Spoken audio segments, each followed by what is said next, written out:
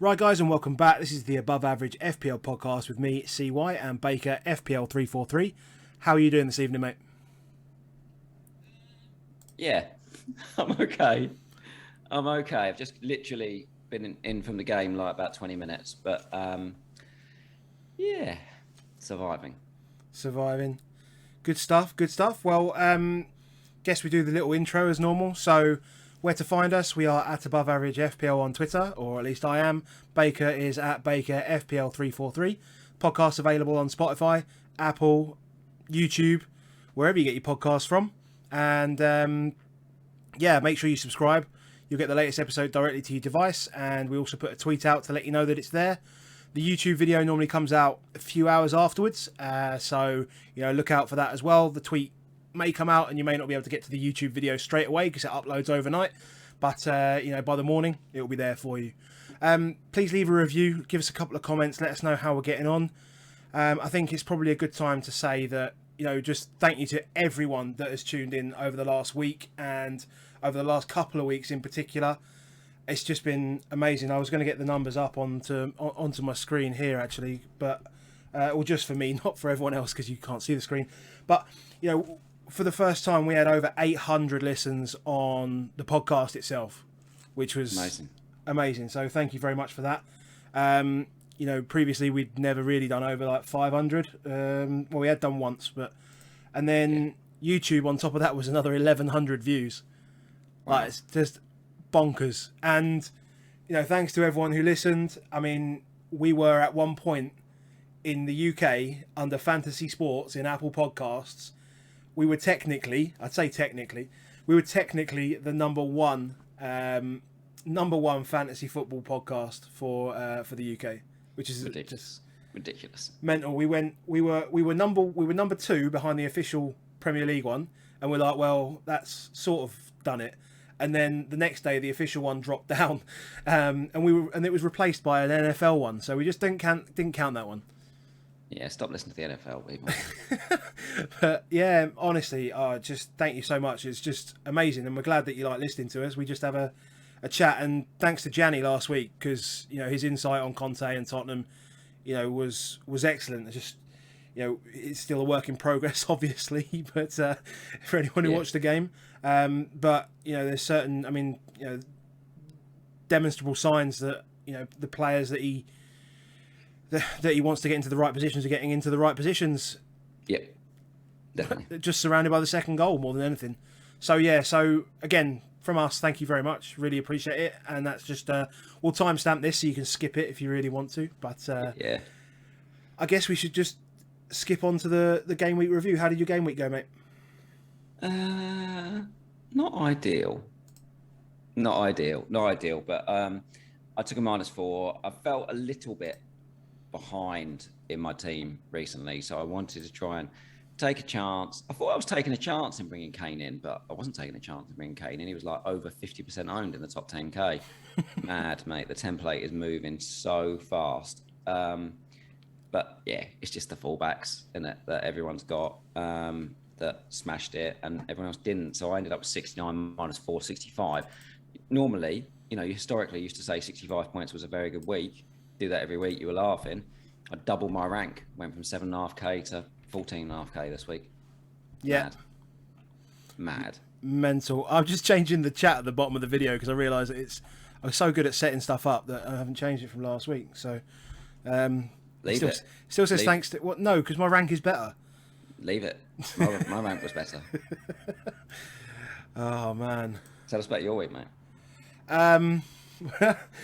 So my week was a roller coaster. So I was away in Edinburgh for the weekend, and so I had a dilemma about whether to bench Jimenez or whether to bench Rudiger, which was we ignored the fraud that we had in there against Norwich anyway. But I put it out to Twitter, I put it out to you, and it was there were some reasonable arguments for both sides. The main reason for playing Rudiger was mainly because I already had double Chelsea and I wanted to take advantage of that.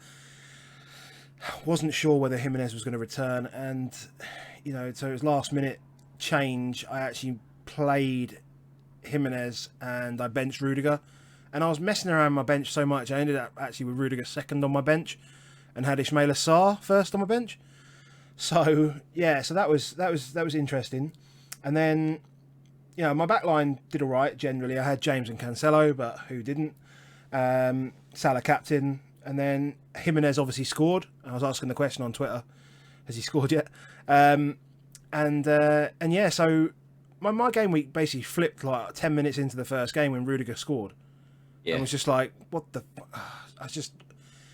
It's really frustrating. To some extent, actually, I wanted to captain Cancelo as well, but I think that's probably being a bit greedy. But still, it was in my mind. Definitely was. Long story short, I ended up with 79 points. I had both Sarr and Rudiger come off my bench for Jesus and Rafinha. So I went through all sorts of stages of everything, all sorts of emotions this week. So from disbelief to pure anger to basically hope and then to elation. I mean, it was ridiculous. And I managed to survive getting absolutely battered by Trent on Saturday evening, having not owned him. And then realising that, I think I said to you that, at the moment, he's effectively been like 11 points, 12 points against me. And I was looking at like a 12-point hit because I was that angry on Saturday. So it felt like, could I take another week of that? Or do I just hit him in and change my team up and take the 12-point hit? It felt like it made sense at the time. But thankfully, you calmed me down a little bit away from that. So I did make a couple of transfers because I knew Trent was going to move in price. Yeah. So I just didn't want to lose any more value there, or any more, and I didn't want to have that pain again. It just wasn't worth it.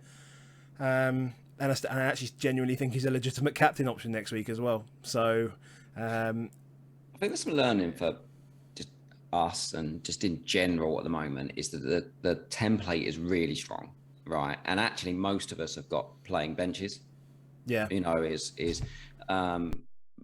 the only reason anyone didn't have playing benches this week was because of either rotation or illness, injury type thing. But most people had people on the bench and so forth. And I do think although we're all competitive in how we work and stuff, we should really play those things through and have good conversations with them. And I don't think you ever get anything out of like Twitter polls and stuff like that because everyone just votes for the player that they've got and against the player they haven't got. Interestingly, we had that conversation and I was like, I'm just not comfortable you benching Jimenez. But then I was so concerned about that we didn't then work through the other things and try and work these things through.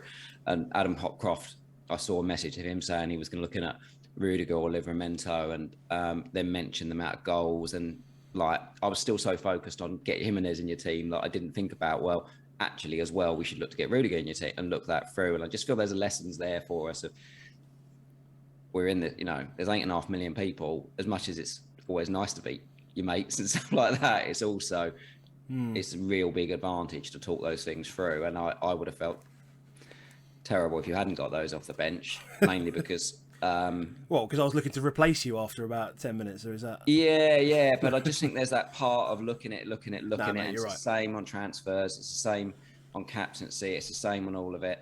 We're not the same people, so that and no one is the same person, so therefore you need to own your own decision and be really comfortable with it. But I think we should all be brave enough to open ourselves up to talk about it and go, right, well, actually, how do we make sure is that we get to that place where we've gone, the decision's right, the outcome's bad, there's not much you can do once the deadline goes, but be happy that we've gone through each of the decisions and we're in a right place on it. So I think that's just something for I wasn't unhappy with it, and to be honest, had Rudiger not scored, which is an unlikely scenario anyway, Jimenez would have outscored Rudiger, so it wouldn't have been an issue, really, apart from obviously Livramento conceding, which is, everyone got stung by that. Well, a large portion. I think even at my rank, he was about 58% owned, so a large portion of people got stung there. But it's to be expected. It's Norwich, right? So you're going to target Norwich. Yep. Fair play to Dean Smith for getting a result there. Yeah. So that's it. Hot topics. Wingbacks. Yes, mate. Just 1 second, while I know you're coughing and off, but I need to cough. Hold on 1 second, mate. Yeah, while he's doing that, anyone that's been listening for a few weeks might have noticed I've been coughing. Still coughing, like 19 days later. There is a super cold out there. It is interesting how long it lasts. Just Google super cold, Twitter search super cold. Like, it's out there. I went to the Tottenham game on the way back. There was some Leeds fans that were talking about the squad being riddled with it, was the words that were used. And these were guys that go to all the away games, sounded relatively knowledgeable. I mean, I don't want to say anything about Leeds away fans, but there were 4 of them, and 3 of them had arms in some form of bandage or sling or plaster, which I thought was hilarious. But they were saying that it's rife at the moment, and when you go to football, you walk a lot, just because up downstairs and tubes and trains and all those type of things. And it took me well over an hour. Each thing I did, it's been taking me to get back under 100 BPM on my heart. Like, I'm not the most unfit man in the world. I'm not going to claim to be the fittest man in the world, but prior to this, cold, I'd done something like, I think, about 150 miles in a month on my Peloton bike. So I've done plenty of aerobic exercise, and I have not been able to do anything for 2.5 weeks. And they were very much in the space that this was really hurting the team after about 60 minutes. And when you then reflect back on how much they really struggled in that second half, I do wonder if this is a thing. I do wonder if it's a thing. It lingers so long. We know COVID, people were suddenly out for 2 weeks, but we're coming into a space where there's like 3 games in a week. Be very interesting to see on Rafinha, because if he has and Rodrigo have got that, wow, they could easily miss the last 3 games. Because I was just walking up through turnstiles and stuff. These are playing ridiculous football, and Leeds ran ragged that first half. Yeah, I think it's gonna. Yeah, and I don't think we're yet to really see the impact across any of the other teams yet as well. But it's definitely going to be interesting to see how managers manage the time that players play, because they're going to probably need to utilise squad. Although, so they're not going to be playing through this super cold. It's just not going to be possible for them to reach that kind of peak performance that they need to be able to actually play. So we need some chaos, though, don't we? Because at the moment we do need chaos. The game. So, I messaged you on the way home from the game and said I've got James, Cancelo, Trent. There are ways in which you can do very well without them, as long as everyone bangs. I am at Spurs today. I met up briefly with James, Planet FPL James, and James has none of them. Oh, he has Cancelo. Doesn't have James. Doesn't have Chilwell. Doesn't have Trent, but has Rudiger and has Cancelo. So got away with it to an extent with that. So I'm in the same boat. is possible, but they were in the top 10%. The 4 premium wing backs, so James, Chilwell, Cancelo, and Trent, they were 290% owned this week. So that's between 4 players, like over 70% owned. Like, they're the ones on live FPL where you're like, if this goes bad, it's bad. It's really bad, and it hurts. And there's been over 400,000 transfers, and we are Sunday in of those 4 players. How ridiculous is that going to be? I can see it being something like 340, 350% owned in the top 10k next game week for those 4 fullbacks. So essentially, if you don't own all 4, then you will lose rank. Whatever happens. Well, they're going to hurt if they bang it. If they do what they did this week and they keep doing it, and they keep doing it, they're literally just annihilating it. What did they have this week? 12, 12, 12, and 15. No, 12, 12, 9, and 15. Yeah. Chilwell got 9. So that 21, 33, 48. Christ. That's basically half. Mate, I had 3 of them. So it's a below average game week just through 4 players.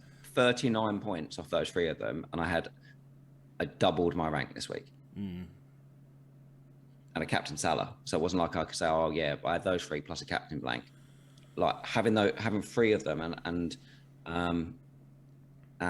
captain in Salah at the moment isn't enough. This is weird times for us, but this top 3 are just a different level. Is the Chelsea, Liverpool, and City conceded just like a smidgen over 1 XG between the 3 of them this week, and they had an XG going for themselves of 9. So, as they stand at the moment, they were due to be 9-1 in their games, and they were 10-0. Is how they finished. Almost like XG is actually a thing. But like there were 14 teams that conceded more than the combined 3 of them on their own. Yeah. Like having defenders from other places is just not working. We're in a position now where those 3, like their goal difference between the 3 of them is plus 69, and then there's only 2 other teams with a positive goal difference. West Ham have got +9, Palace have got +1. Everybody else has got either a naught or negative goal difference in the whole league. Yeah. I can't think of a time that I've seen this. No, I mean, I always used to go back to when I always used to find it funny when Tottenham used to get up to like 7th or 6th, and we used to be the only team that would get to that position and have a negative goal difference, because we always like 0. did. We'd always be at 0 or -1, and it would always be that way. But yeah, no, I've never seen anything like this where 3 teams have just completely dominated in this way. They're so far ahead defensively more than anything, and that giving them the platform to just be brutal when they go forward. Yeah, and that's the thing. So those 4 players are doing both. They're on both sides of the coin. If you have all 4, chances are you're probably going to keep at least 3 clean sheets out of the 4 of them at the moment. And then they're averaging, I think Trent said something like 9 assists in the last 6 games he's played. Yeah, Cancelo's just doing them for fun. James and Chilwell, I think, have played something like 13 games and had 13 or 12 games, 13 returns between them. Like, and that's not even the ones that are disallowed. Like, you were out Saturday, so I'm not sure if you saw it because they didn't show it on Match of the Day or anything like that. But James had a goal disallowed from a Chilwell cross. Oh, really? Chilwell was the one offside. Yeah. So you know, if you just watch the highlights, they didn't show it, but James also had a goal disallowed. Like, we got lucky. Chilwell hit the bar. Yeah, I saw that. We got lucky. Like, if you didn't own like all of them, like I didn't own Chilwell, I got lucky that he only got 9 points. So what do we do? That's do we the question. All just get them? Do we just get them all? Yeah, I think in the short term, yes. I think in the short term, yes. I hate this kind of play. I really do, because this thing is, it's not even the ownership pick. That's the thing. It's not the ownership pick that's driving this. It's actually the output. It's the output that you cannot keep up with, and because I mean Chilwell. I'm not sure what Chilwell's. That's the one site that I didn't get up was Live FPL. Why did I not do that? But like Trent, for me, as I say, I think he was 10.5 points against me, effectively, which was just nuts, right? And I know that Cancelo was sort of 60% owned at my rank. James was about 35. Chilwell, I'm not sure. For me, mate, and who started the week in the top 10k, Chilwell was 48.5. So I conceded basically half his points. So he was the one that you got away with almost to it. But then you go the other ones. Trent was 92% owned in the top 10k. Cancelo 88% in the top 10k, and James is 59% in the top 10k. And because of the other defenders in that game, now because Diaz was out, almost we did actually get Cancelo's clean sheet points for once, but normally we're not getting them. But like the James one, you didn't really get his clean sheet points because you only got, say, 40% of that, but then you add in Rudiger, Mendy, Chilwell, all those ones. So you didn't get the clean sheet. So you technically only got the 8 points from him. Yeah. Chilwell was 36 at my rank. I'm so for context, I'm ranked between. Well, I was ranked at 245k at the start of the week. So I'm not out of touch by any stretch. You're not now, mate. You're not now. 79 point. Not now. Yeah. Trent was 69% owned. Chilwell 36, and then James 35. So still outside of the top 10k, people are trying to go against James at the moment. I think that will change. And then Cancelo is 57. Yeah. It's brutal at the top, mate. It's hard. It's absolutely brutal. Gameweek rank of 2 million for me. Dead on the money, 2 million. And doubled my rank.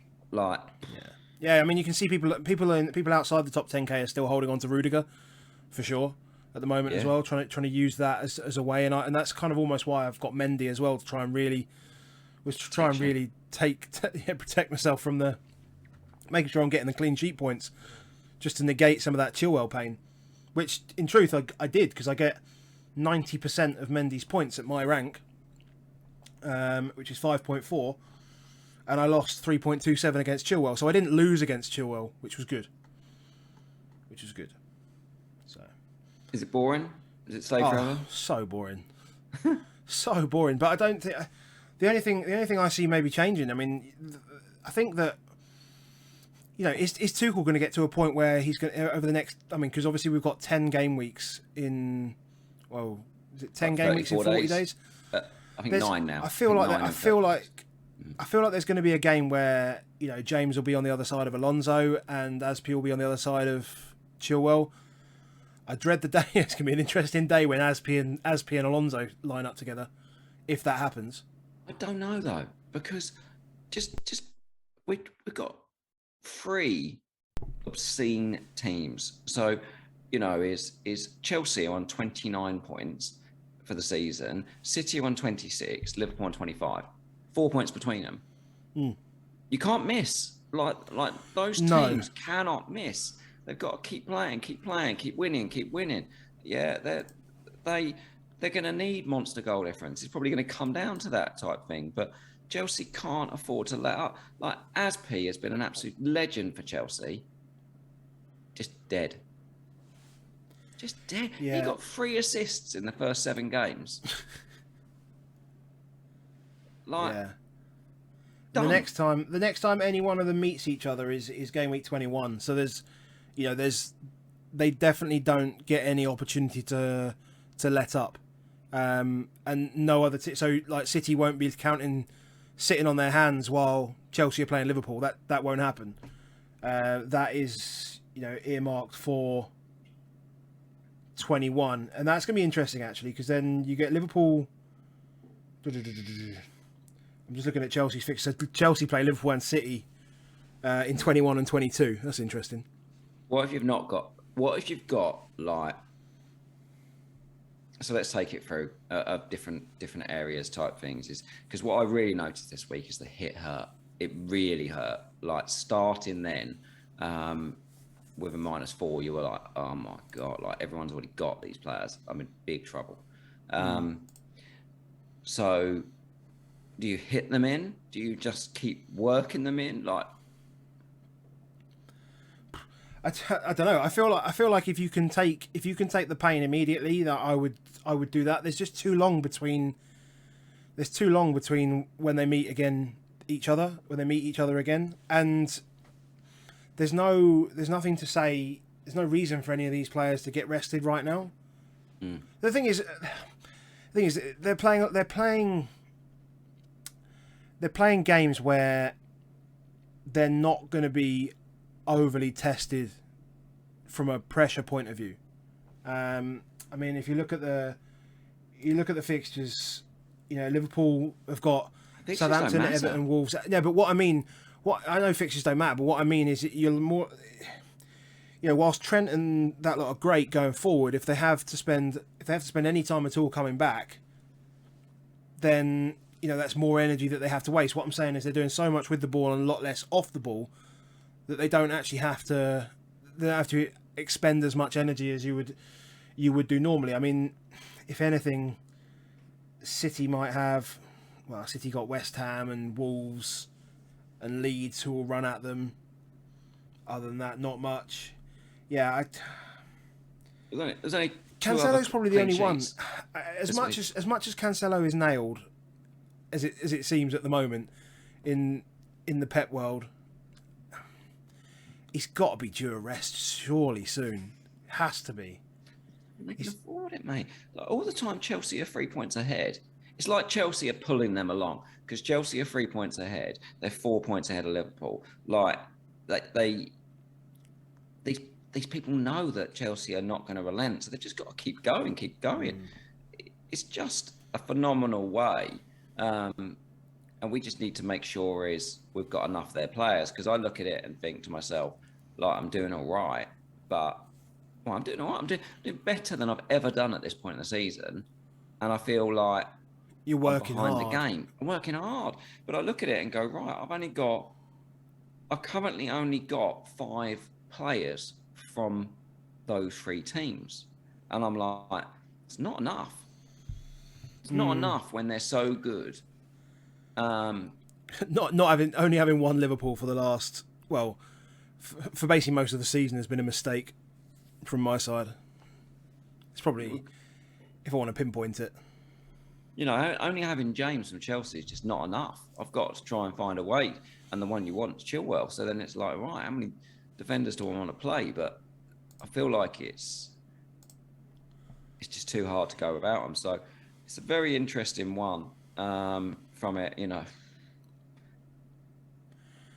Yeah, I guess as I say, I'm protecting myself with Mendy from needing Chilwell to an extent. In the same way that I was thinking prior to the game week, I did think about Tsimikas on a short-term basis because my at least I get the protection from Trent's clean sheet points. So if I don't take, and that was my to be fair, that didn't serve me too badly in the start of the season when Tsimikas had that extended run, and yes, he got some returns along the way, but just protecting myself from just at least 4 points a week was big, and it felt for 3.9 million felt like a great shout. So yeah, top 5 in the world, all captain Salah. Yeah, and between them, they had 18 appearances from those fullbacks. You know, there's only 2 two pick Livramento, and they both had Livramento. Yeah, for this week. So it's just you know, they've completely changed the game, and it's a very odd world where suddenly we've got Salah almost as a perma cap, and now we're needing these fullbacks. But I just feel like we have to just stay in it. It is game week 12. It's 38 game weeks. Chilwell and James were not really in the team till like game week 7. So it seems like a long time ago, but that was 6 game weeks ago. But 9 game weeks coming up in a month. Things can change. We just need to stay with it. So I can see a lot of people are probably going to get a bit disillusioned. I think we just have to. You can't fight it when it's that strong. So on strength, so something that has weakened to some extent, or at least the perception of it has, is the Salah perma captain. Yeah. So he was 198, he was 192, he was 180, which was actually lower than I thought it was going to be. And I don't know whether one return is enough for people to say I have to captain Salah. There were 30 players, including Salah himself, who scored 8 points and above this week. That's a lot of players, and it's not like it's players that we don't own, right? That's the funny thing, you know. It's not like it's players that we don't own. So out of those players that we would probably expect people to own generally would be Trent, Rudiger, James, Cancelo, Chilwell. People are starting to get on Reguilon. You know, there's players that are equivalent. Jota, obviously. Yep. Pookie's in there from a cheap point of view. You know, there's all sorts of players. Obviously, like the big boys, Dennis and Mings, that nobody's got, and Benteke's. But and Mane, of course, as well. So there's Yeah. just feels like there could be opportunity. There could definitely be but opportunity. It's not right now. It's not right now. But do you feel like games? Okay? Just one last thing though. Do you feel if you protect yourself to a point where you're slightly ahead of the curve there, I feel there is a potential that you can take that risk, because you need to take risks somewhere in your team to actually make any progress.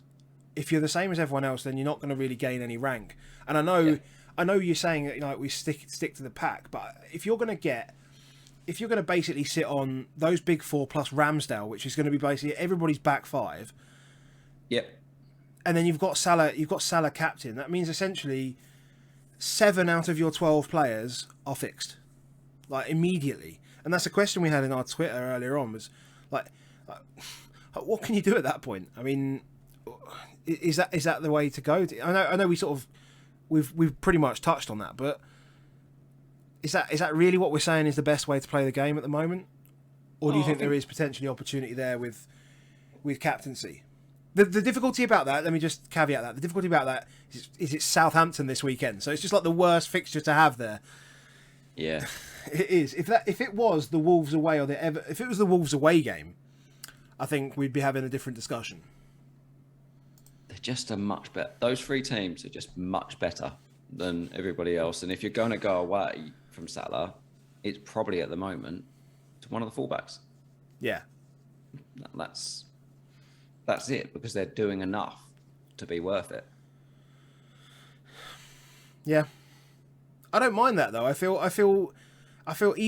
more comfortable doing that. Just to try and sneak an advantage. But let's just even look at that as an advantage, because it's not a differential captain. Yeah, if we talk previously about differential captains, yeah, what would you consider differential captain? You wouldn't consider one that was 90% owned as a differential captain. And that's what you're looking at. So what you're going to do is gain 100% of one of the fullbacks and lose 80% of Salah. Yeah. So therefore, then, like, even what is it like? It's not a lot of points for a lot of risk. It's so difficult at the moment. It really is. It really is, and we just have to, I think, stay in the moment with it and put ourselves in good positions, and that there'll be opportunities later down into the season, and we just have to try and make sure is that you don't get swamped at the moment. AFCON, double game weeks, blank game weeks, super cold. That's what I come away thinking, maybe this super cold might be a thing. So if anyone, is if this does become a thing, this is the first pod you heard of it, let's just make sure we've coined that. Fair enough. Right then, so let's do some games. In fact, actually, just quickly before we do the games, let's just quickly talk Pod League, because we don't talk Pod League very often. So just a quick top 5 of the Pod League, just to keep everyone updated. So it's kind of 2 guys are joint 5th at the moment, or joint 4th at the moment. That's yourself, Baker, and Philippe Lilquist, who are both on 839 points. So fair play to you guys. That is a rank of 14,335, so good work. Tig, who is on 843, is in third at the moment, so he's sitting there just outside the top 10k. And then Scott Roach, he is on 862 points, so a bit of a gap up into the top 3k for him. And then Risk a la carte, which is Suvik Mandal, top of our pod league at the moment, smashed it with 79 points this week. Did he have anyone differential? Absolutely not. He had got some points from Tony, which was nice, I guess. But 867 points. I thought you were muting when you cough, mate. Oh, sorry. I thought I muted. Apologies, everyone. Oh, I just hurt some people's ears. At least it does prove that I am ill, for those who just left in the pod. Yeah, that's fair enough. He's on 867 points, 1,821 in the world right now. So, well done to our top 5. Keep smashing it, and we'll see how we're looking in a few weeks. Well done, guys. Well done. Good stuff. So, yeah, fixtures. Where are we starting? Do we start at the beginning? Start at the beginning. I think, given the time of day it is at the moment, mate, I think we should try and be relatively quick on these ones. Yeah, I'm not sure how much my voice is going as it is, but we've roughly talked about it. You know, the Leicester, Chelsea. I guess it's, we've talked about how good Chelsea have been and were, and Leicester were really bad. Like I did expect Leicester to score. I thought they would. I mean, Rodgers set up 3-4-3 against their 3-4-3. Like, what's he thinking? Like, Yeah, he was always just going to get overrun. And I think, arrogance of the man. they were unlucky not to score with the Lookman goals just off, wasn't he? They just delayed the pass just slightly, and I didn't actually feel the run was bad. It wasn't. Albrighton just held on to the ball too long, didn't he? If that ball had gone first time, he was in because he was already he was past him. So he was always making that, but because he couldn't, and Lookman physically couldn't hold his run. But do you think he just watches Chelsea and thinks, "Oh, we can do that. We can do that." Like, because any of us, literally any of us, if we took over at Leicester tomorrow, so let's just say Brendan gets the United job, and they appoint us because we're experts in that kind of world. Absolutely. You would stay free at the back because they're meatheads. They're not good enough in a 4. They've got players that can play wing back. But would you be free up top, or would you go 3-4-1-2? Yeah, you'd be 3-4-1-2, 3-4-2-1, something like that. Something that gives you a little bit more protection. It's odd you say that actually. I'd probably go something like a 3-5-1-1 almost. It's definitely a 5. It's a deep 5 as well. Really. Yeah. It's a really deep 5. It's a really deep 5 because there's no point in being compact and protecting the middle, because that's exactly where Chelsea hurt you. It's outside of that. Yeah. But he just keeps doing it, and it's like, seriously. You can't set up toe to toe with them. You can't. And if you don't have anybody in the middle that can play, and Didi and Sumari is what you try to go in the middle, then you're like, there's just too much of a gap then between Vardy. Like, Vardy doesn't hold the ball up. Vardy wants to run the channels, and it's like, why would you put people outside a man that his biggest strength is running the channels? Like, it just doesn't make any sense for me. Just squeezing all the space away.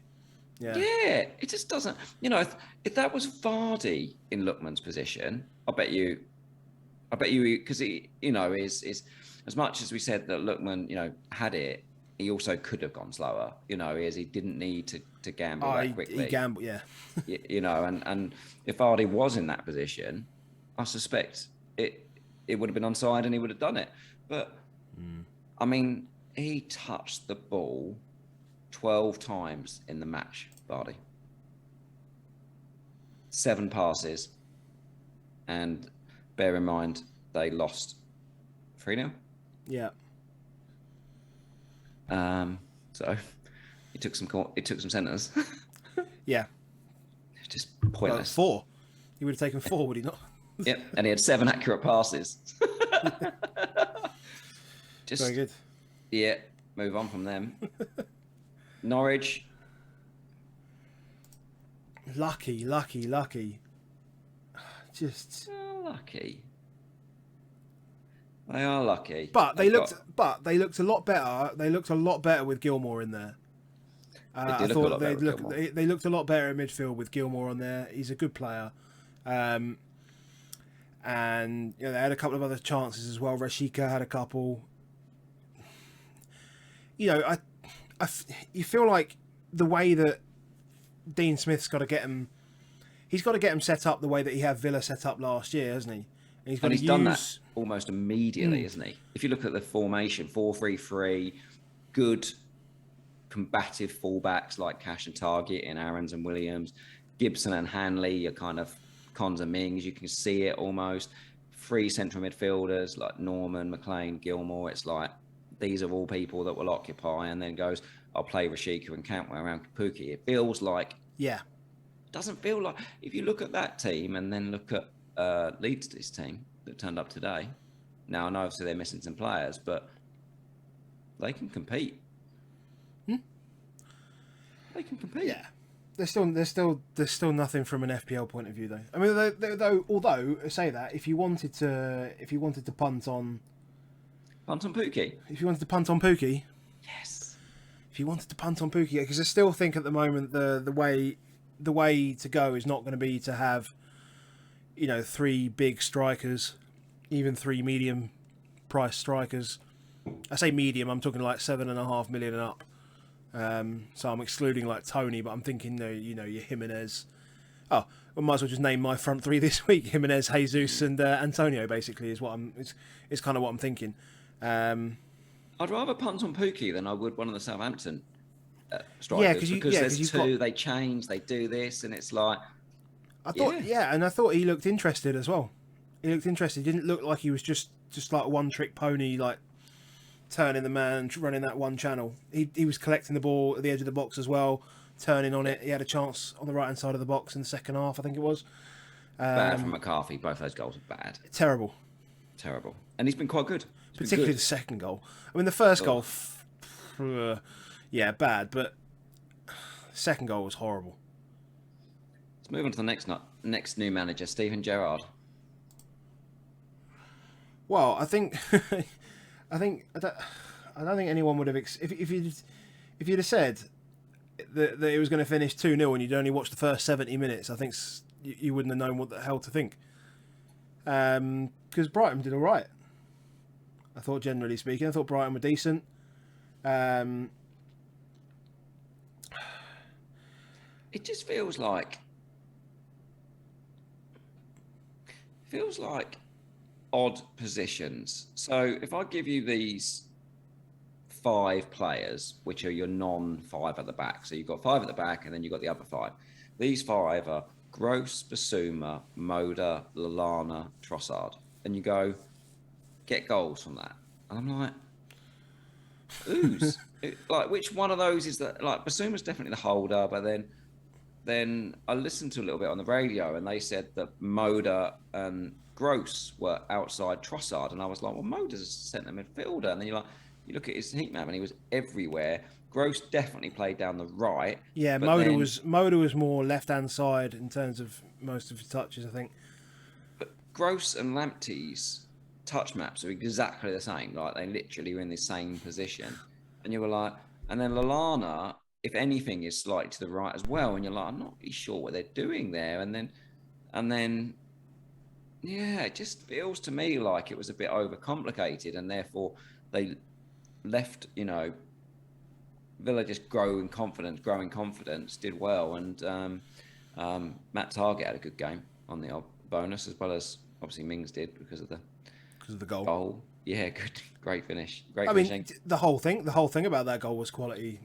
Because I was watching it on Match of the Day and obviously he challenged to keep the ball in on the far side, and it just meant that he was still in and around the area. And obviously, great finish, kind of like Reece James' rocket, just out of nothing. Beauty. And I can't believe we're overlooking Watkins' goal as well, just on how good that was. On the Watkins one, the one thing I did notice on that, so obviously Ings came off in the middle of the second half and Bailey came on. And then obviously Watkins, who'd been playing more on the left, went central, despite the fact he actually scored from coming in off the left. But I thought was really interesting was like Gerrard saying it. He sort of compared him to other number 9s and said about him being a number 9, and I was like, "Oh, hello!" Like, thinks he's the number 9, is he? So I wonder if, especially with many games in, we might see a bit of rotation there amongst them. But Watkins is suddenly maybe on the watch list, but still that situation. He's over 7 million, and you need to see a bit more from him, I think, before you could go there. Yeah, just feel more talismanic from the other ones, even because we're not far away from. It's early, isn't it? It's just too early to make decisions. I tell you what was fun. That Newcastle Brentford game was fun. That's good. The other two at 3:00 were a lot of fun. to watch generally. Yeah, mad. And well, actually, yeah, Burnley. But I'm missing one now on the old fixtures. So Burnley Palace first of all, that was 3-3, and Which one do you want to do, mate? Newcastle Brentford. I was on that one there, and we're on the new manager. We can claim we were talking about new managers. Yes, Let's say that's what we were talking do that. about. Yeah, we were. Carry on. Yeah, we're structured as we like to do. Isn't it? Indeed. I mean, we all thought this last week when he came in is that Eddie Howe, Bournemouth are always like the worst XGC, like 18th, 17th, 19th, 20th, like every season. And you were like, oh God, Newcastle are really bad defensively, and he's just going to carry on doing that. And you're like, but what he did do was made them quite fun. Like that's what I thought watching it was. I thought it was a fun game. I thought that Joe Linton had a good game on the right. I think that Alan St. Maximum definitely had a good game. More on the sort of left side. Callum Wilson gets a 1-pointer, but actually had a few chances. Almost, he seems to get that early chance, didn't he? He had it against us and scored early and had a good header early there. So it was a big chance. The big chance. But you just keep looking at all these 6 million, 5 million midfielders and think, maybe I shouldn't spend 7 million on one. Maybe I should sit there because Tony finally returned. So Maximum's cheaper. Yeah, he felt very talismanic. The way that Tony Maximum played. Oh, so Maximum. Yeah, they just felt like they were felt like he was the main man. I thought ASM rather than Milson.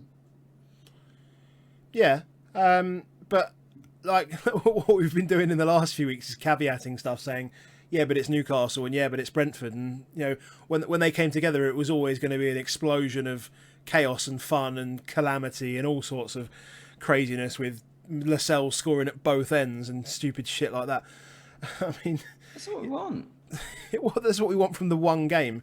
What does that mean? Does that mean we still? Well, I mean, it means we still target Newcastle, of course, and I think we still target Brentford. Although if you do want to bring in somebody cheap and cheerful, looking at attacking returns, then you know Rico Henry's got to be like near the top of your list because he's always there. He's always there. He's one of those late arrivers.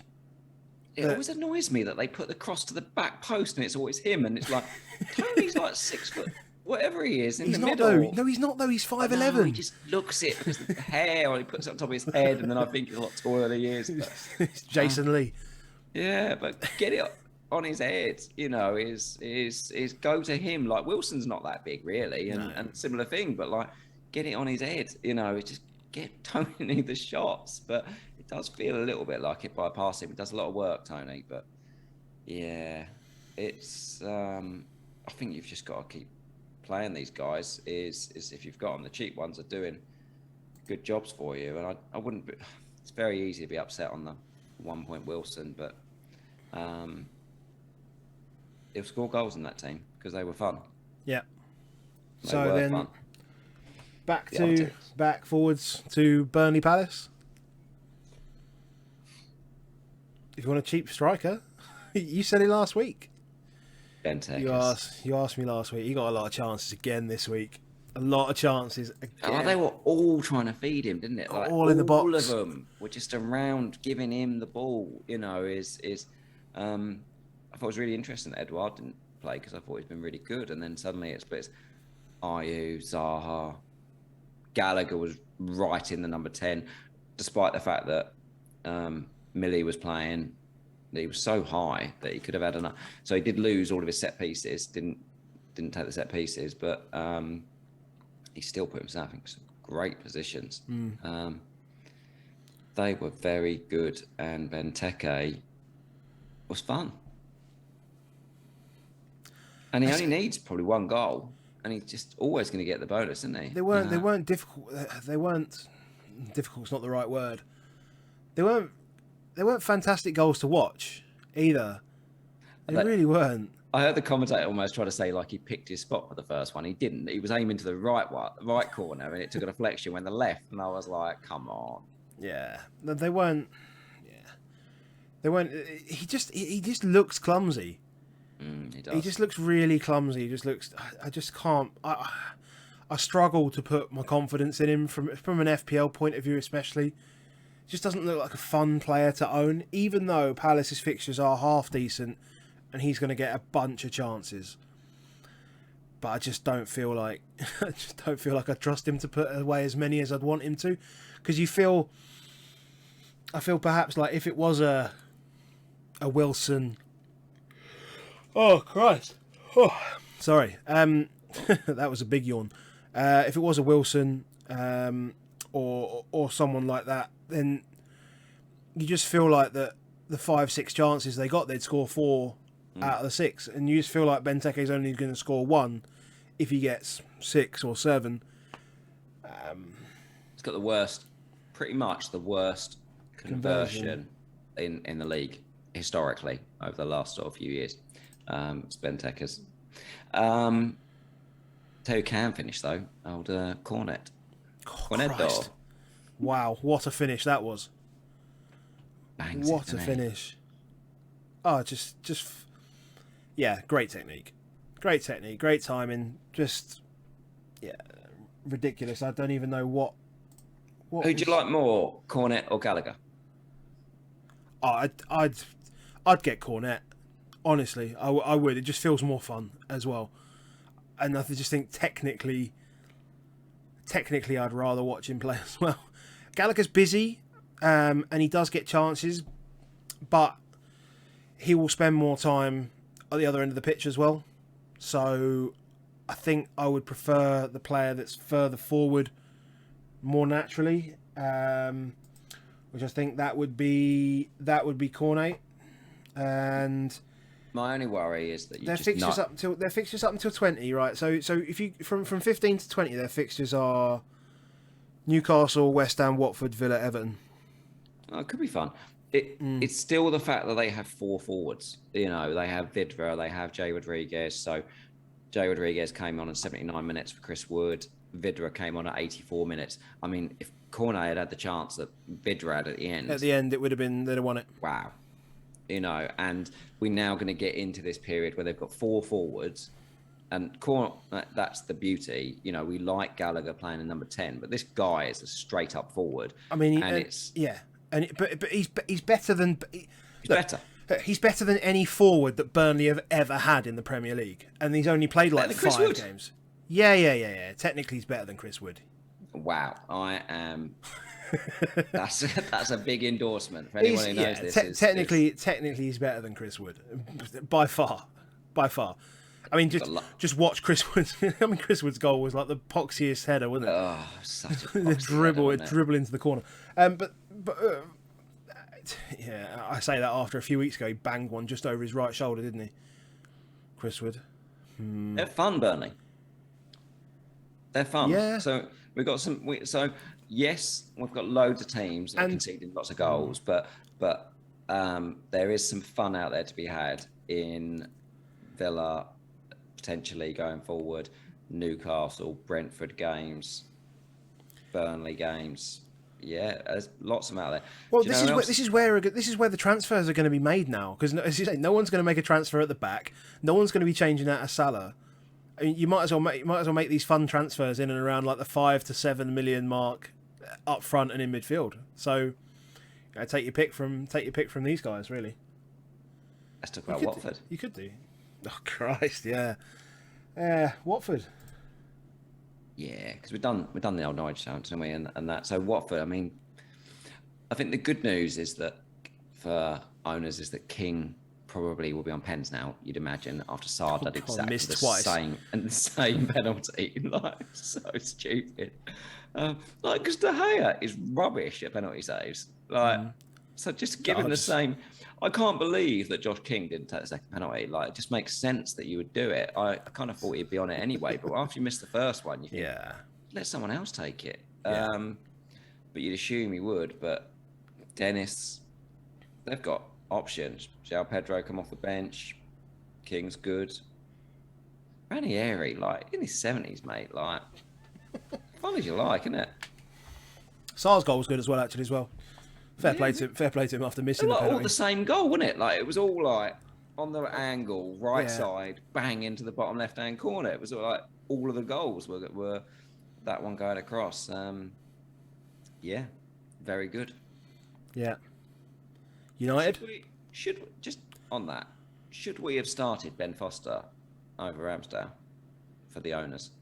I was going to have Mendy. So, I think it's a lucky assist. I would have started Ben Foster over Ramsdale. Yeah, I would have done. Just thinking about the XG of what we've got there and what we know of. I know we thought we were going to get the saves off it, but Liverpool are just too relentless. Like, I don't understand Liverpool, Chelsea, City at the moment. I think there's an argument to play Foster over, or rotate your keeper around if Foster's your second one. If they're playing those at the moment, I know you could get it, but those teams are just so good that I just can't see them missing out. And if they score 4, your keeper's losing points, aren't they? So, do you want to talk about United or just? Well, the thing about the difficulty with United is that what's happened has happened, and now Ollie's gone, so we don't really know what's going to happen next week. I think they're going to get absolutely mauled by Chelsea, but at the same time, I still think that Ronaldo has, as bad as Ollie's coaching has been, I think Ronaldo's taken the balance away from the side so much. As good as Ronaldo is, he is, in my opinion, anyway, the second best player the game's ever seen. I personally think Messi's better, but that's not an argument really to be had on this platform. But I think he has completely ruined the balance that United had. United had quick attackers looking to break lines. They had Bruno, who was willing to create and find those channels. He was also willing to get into the position where he could run late into the box or be on the edge of the box. And just every space that United used to run into is now occupied by Ronaldo.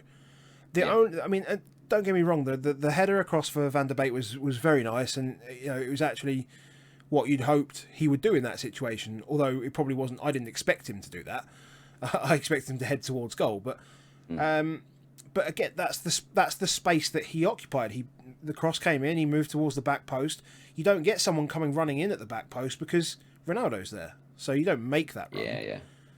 So they're just all too expensive. That's the issue. Like, I can't see, even if they start winning, any of us going there, because actually you almost need to take hits to get there and stuff like that, other than if you went Kane to Ronaldo, which is the sort of obvious type one. But when you've got like Bruno at 11.7, Greenwood 7.4, Pogba 7.4, Shaw 5 points, like, no one's going to go on their defenders when the money is. It's just not going to happen. Like, even Lingard's like 6.8 million, and it's like I can't see it. Sancho at 8.9, and I thought to myself, Sancho was quite lively, and I thought, when am I going to go buy Sancho at 8.9 million? Or Rashford at 9.4 million? Like, it's just never going to happen. So I kind of would want Rashford to be an option out of all of them, but I just they're dead, mate. Yeah, they're a dead team for it. And if it turns out they do go for an interim manager, my only hope for United is that the interim manager brings his own coaching team, because you've seen that, say with Conte, for example, they've had the same coaching team since Sir Alex left.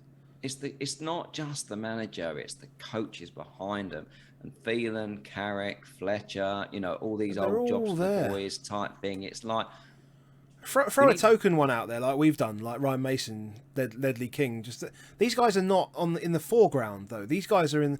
Mason maybe a bit more from a PR point of view, but Ledley King is way off in the background, and he's doing basically nothing now. If you want to give a coach like an ex-player a token position, then great. But there's too many of them that have just been around too long, and it all feels very sentimental up there. You won't find a great coach that doesn't have the whole team. Is in Conte's first interview. He just basically says, "This is my people. This is exactly what they do. They do this. They do this. They do this. They do this." I watched today, in the flesh, and I don't know which one it was of his backroom staff. I will work it out. But there's one guy that his sole job is to irritate the fourth official. He literally did not stop whinging at him the whole game. Is Conte at no point was, and one of the reasons why I think he does it is that Conte doesn't have to stand in his box. So Conte was outside of his box the whole time, but the fourth official couldn't get to him because this guy was just in his ear, just shouting the whole game. You know, that's not going to be Ryan Mason. That's not going to be Mike Phelan type thing. But you are like, there's people just pressuring, and it's like, this is part of the game. You know, he's got 2 fitness coaches in Conte. It's like, this is their job to beat you, you know, and it's like, just Mike Phelan and like the same people. If they don't do something about it, well, I fear for them next week against Chelsea. That's... they'll have taken a hammering off all 3 as well. They will. And we lost to them. Bad, were we? God. Right. Wolves West Ham. What'd you do about Antonio? I've sold him. Ooh. How's that? I've sold him. We're like the relationship's broken, but we've got a house and there's a lot of money in the house, and like it's a complicated deposit and it's all a bit weird, and there's a dog involved and all sorts of stuff, and it's like, that's how the people that kept Antonio on wildcard feel, is like, we're there and he's like 70% owned in the top 10k, and we know it's rubbish, but we keep saying to ourselves, yeah, but it gets better in a few weeks. Like, Christmas is coming, you know, we'll get ourselves a few nice presents, it'll pick up, it'll be all right. We like each other, you know, and we're friends. We like him, he's fun. But no, I've kicked him out. And it's going to cost me more when I want him back, but I've kicked him out for now. Yes, and I do wonder. Money. Thing is, I do wonder whether further down the line you can maybe double up on the midfield and still get the same cover for less money. You know, again, that we're going to be playing around in that 6.5 million market, where if you pick up Benrahma and Bowen, and you pick up Fornals and Bowen, or you pick up Cresswell and Bowen or something like that, then you might be able to cover Antonio to some extent. I think, you know, look, he's got City and West Ham in the next 3. You've got to be planning that you'll probably bench him. City and Chelsea. Yeah. And that's it. I mean, that's the thing, is a lot of these discussions we're having, I mean, and people sort of taking people out, you know, oh, we should have this person, because all it comes back around to is we should have this person because they are about to play Norwich. That's kind of what it comes around to. Like, can we take on Salah? Oh, we could do with Kane. Why is that? Oh, because he's about to play Norwich. We'll get rid of Antonio, but when do we want him back? Oh, game week 18. Why is that? Oh, because they're about to play Norwich. It's just like... There's some biggies. He's got, you know, I'll be interested to see Burnley, Norwich, Palace. Like, all some of these ones are fun leads. He's got Watford twice in like 3 weeks. You know, they're there. Yeah. I feel like if you haven't got other fires, or if you don't need to free money up to get these wing backs in, I feel like we're just gonna be that miserable relationship and just carry on for a little bit longer. And then hope that the spark comes back to us. But well, I binned him so that I could get Trent in, so I'm happy with my decision right now. Yeah, Trent. I needed Trent in my life. I feel like vice versa with Jimenez, is that those that got him on wildcard, I mean, what a masterstroke that was. You did that, and it's been just magic. But then I do look at it and go, okay, away to Norwich sounds brilliant, Antonio. Go away to Norwich, and then you look at it again and you go, well, home to Burnley, that could be fun too. But then it starts to get bad. They've got Liverpool. Yeah. Jimenez is such an easy sell in 15.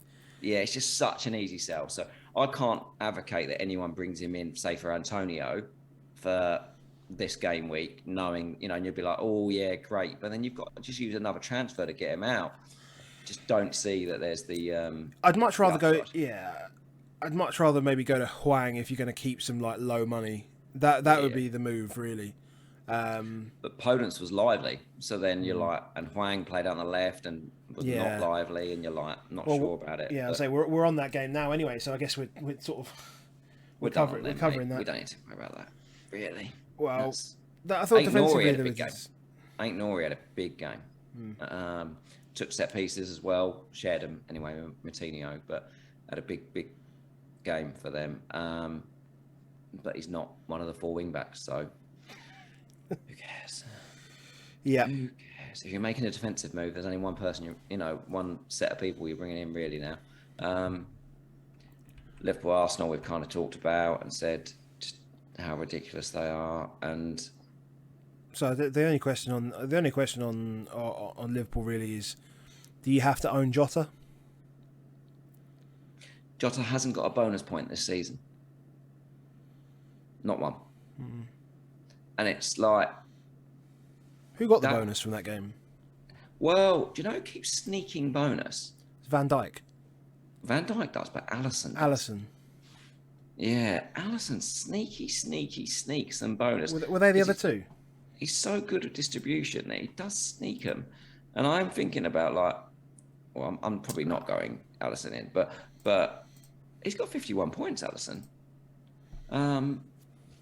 He is sneaking away, just a 1 pointer here, 1 pointer there. Trent's going to be just 100% owned, and it's like, how do you get that extra one? What do you get? Type of thing. Mendy's never getting the bonus at Chelsea now because Rudiger's even just like a monster in attack. It's like spent all that time berating him. Can't berate him. He's completely changed. He got unlucky that he didn't get an assist. He got a great goal. That run on the goal was beautiful. Furious that they zonal marks Chelsea. It's like literally they don't play a forward. So the only people you've got to mark is the centre backs. So you've got 3 centre backs. They've got 3 centre backs. 1-on-1. They didn't. They just let him stand in front of Schmeichel. God, we're back to the first game of the day. Anyway. Yeah. So Alisson, potential option. And Van Dijk is... It feels like an easy... I mean, if anything, actually, for me, that feels... Because that was the hardest thing about Trent, was the fact that I've got Mendy, so I've got so much more money tied up in there that it was actually really difficult to get to Trent. And I've literally had to bin a position. I've had to bin one player. Like, that's it. My 15th man is gone now. So, if I'm going to stick along that lines and any kind of sideways move, I guess Liverpool could be an option. We're almost in the time. I'm just going to ask you a couple of final questions. We talked about Man City about how good they are, but if you were on wildcard again tomorrow, would you put Bernardo or Foden in your team?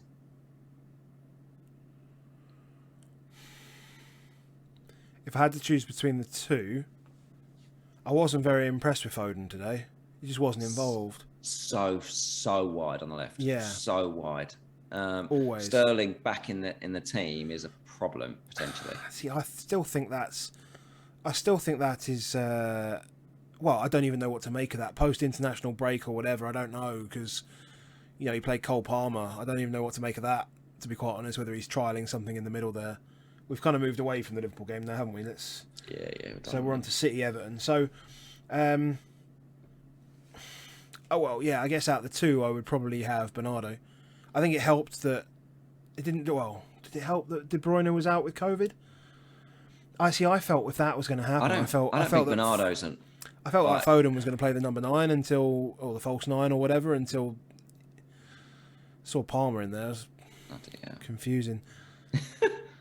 But he's got 57 points now, Bernardo. I annoyingly talked about wildcard. Obviously, I didn't bring him in. Bastard. But, he's got 57. He's long way clear. Foden's got 41 points so far this season. He's flying. Oh, yeah. I mean, I've owned Foden for 3 weeks. He's got me 6 points. It's wonderful.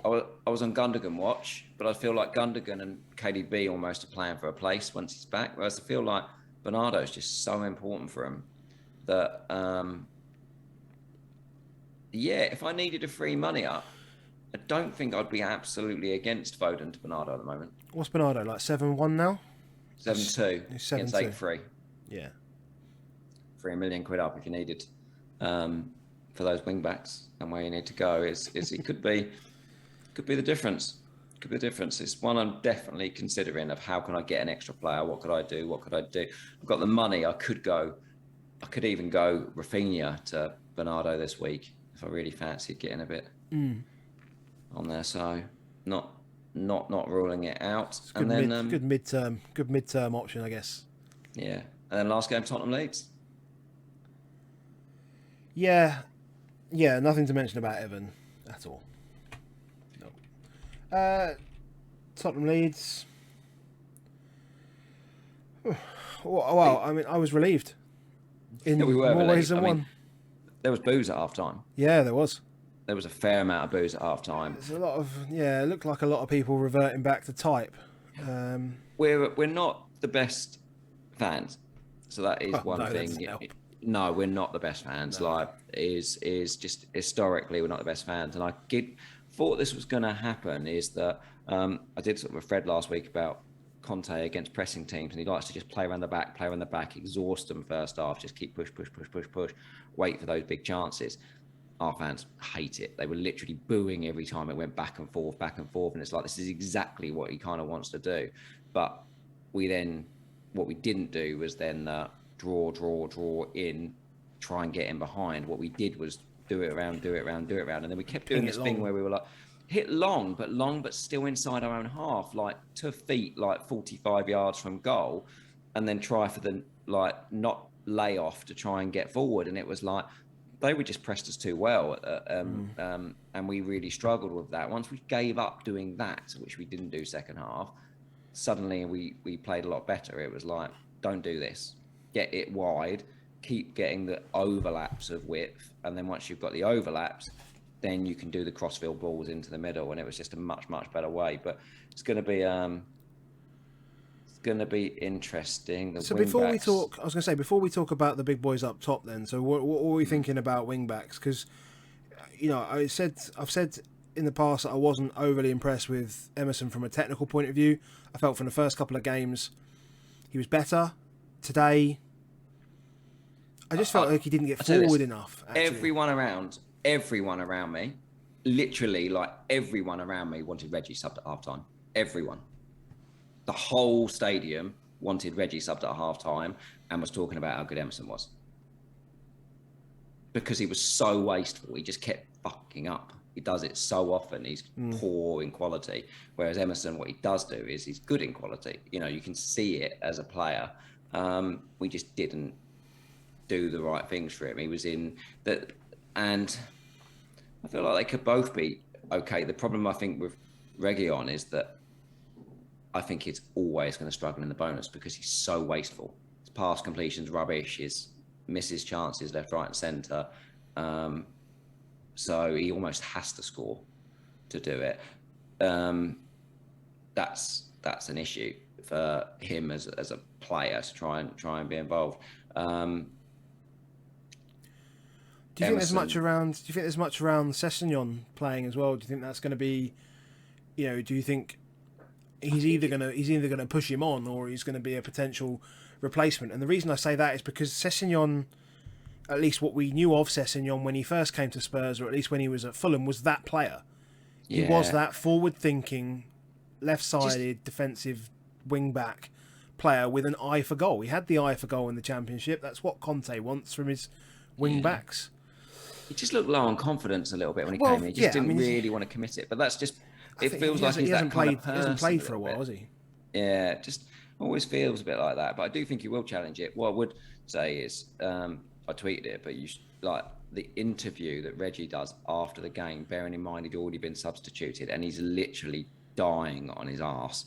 And you're like, wow, like they're going to come off. Emerson is just a machine going forward. Annoyingly, he gets a booking right at the end because Winks loses the ball and he has to go and just take a foul. And I was like, it's just insult to injury. But the thing with Reguilon is that he seems like such a nice guy, and he actually is so willing that he will always put himself into those places. He does play a bit like a child a little bit, he gets in those good spots. And if he keeps doing it, he might not have the quality, but he could get the returns, and he could get a lot more returns potentially than Emerson if that's it. I almost feel like I watched him as like, I'm on the better player, but maybe the better player doesn't always get all the returns.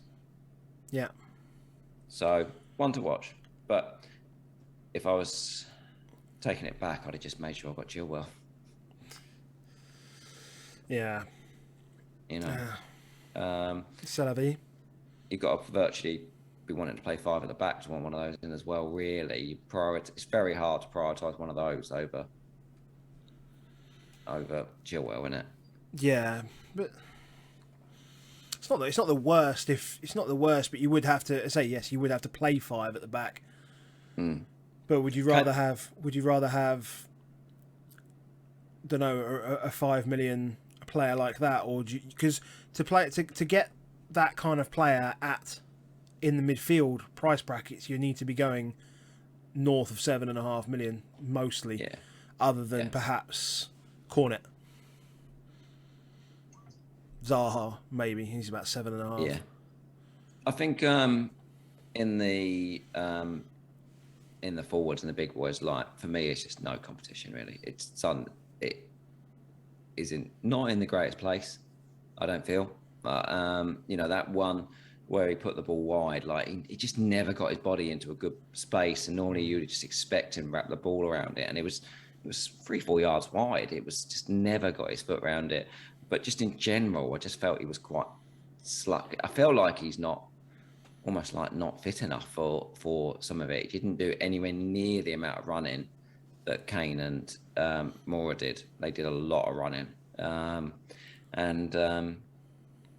That's definitely one to watch. But I thought Kane was unlucky not to get on the score sheet today. I didn't feel like Son was ever getting involved. Yeah. Yeah, no, I agree. I thought Kane was okay today. The whole team, I think if you have to ignore the first half completely, but if you take the second half in isolation as a sample, and he looks to be more confident on the ball, at least. He looks to be running, which is good. Just didn't quite get the space today. He had space swallowed up in front of him quite quickly, which hopefully, I mean, any good defence would swallow up the space in front of a good striker. But then again, it's his job to make the space himself as well. I think you need to plan to own him. I think people need to plan to own him. I mean, the fact that he's suddenly like 56% owned in the top 10k, if it suddenly does hit and Burnley were fun, right? That will be I think Burnley-Tottenham next week could be a fun game again. Tottenham over 2xG compared to where they've been recently. That could be fun. Yeah. Not really much else to say on that one. Yeah. We're done, I think. We're done. I'm not surprised, mate. I'm not surprised. So, next week, early thoughts, quickly. Anything to add for next week, early thoughts? Just need to keep an eye on Rafinha, I think, I know, like, people will say, it's non-COVID, but I don't think non-COVID means you're straight back. And the big thing is that if a player is out come next Friday on the pressers, they're out probably for 3 game weeks. And we said it before, a hit is bad, like, it hurts. So unless you're priced out, I think you just have to take a little bit of a loss on some of these things. If you're priced out, then you got to lap of the gods and see what happens with it. But if you're not, I just think everyone's got to wait around. If not, I'm looking at Gallagher, I'm looking at Cornet. I kind of like to roll, but it just means I'm probably paying.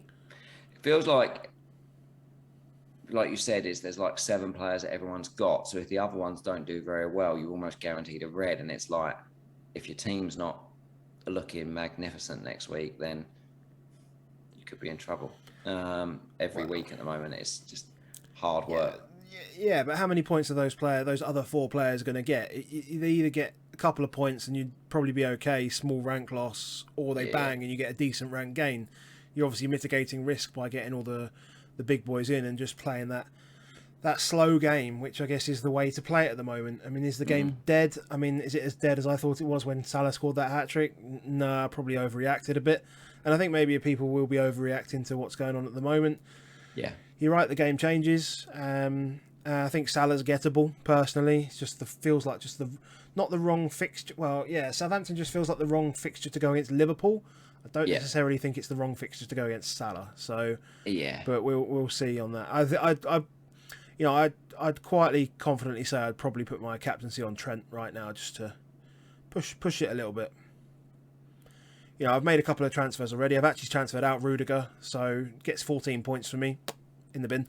To get Trent in. So... Antonio's gone as well. Just needed to get the money to do it, and needed to free up a little bit more money to make sure that I can get to Kane if and when I need to get to him. But I'm not unhappy that I haven't got him at the moment, and I still probably need one more game.